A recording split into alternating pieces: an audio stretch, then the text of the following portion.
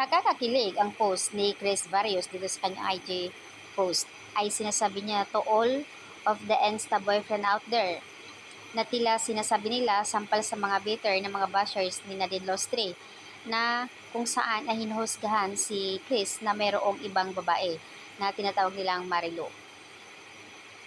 At dito naman sa kanyang IG post kung saan ay tinadtad naman mga katanungan at mayroong ibang mga negative comment against dito. Pero super clean naman ang kanyang mga photos at kinunan si Nadine Lostre, kanyang girlfriend, kung saan ay nasa dagat. Ang sweet na mga photos na ipinakita ni Chris. Ang sabi dito, yan po ay sampal para sa mga enggitira na mahilig mambabash kay Nadine. Huwag niyo po painggitin ang ibang mga netizens at Chris Barrios, baka mas lalo kayong mababash.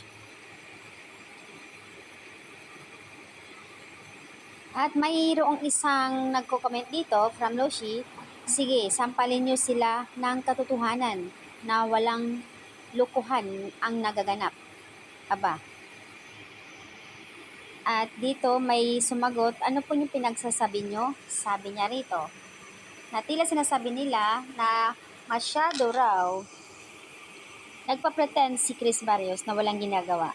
At marami naman nagsasabi na may something nga si Chris, ibang babae. Kawawa nga raw si Nadine Lostre. At sobrang mapagmahal. Lalaki nga lang ang nanuloko sa kanya. Pero not sure pa guys kung talagang anong kaganapan dito kay Chris. Wala namang ebidensya pa. Yung pahinala lang ng mga netizens na kung saan ay naispatal sila doon mismo sa Siargao.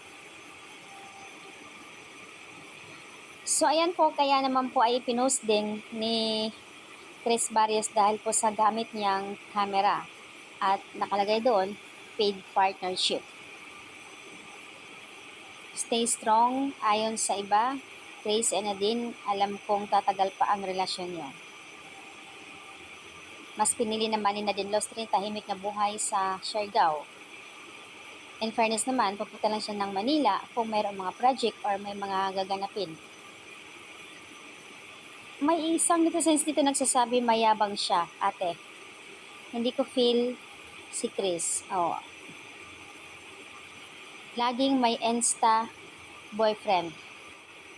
So ayan po, hindi po naniniwala ang ibang mga netizens. Karamihan ay sinasabi nila na nagpa-plastic lang si Chris at may ginagawang kababalaghan sa Siargao habang si Nadine naman ay busy sa kanyang project na sa Manila. So ayan po yung update dito. Hindi talaga maiwasan na magkakaroon ng mga negative comments dito sa post, either Nadine or Chris sa kanilang IG.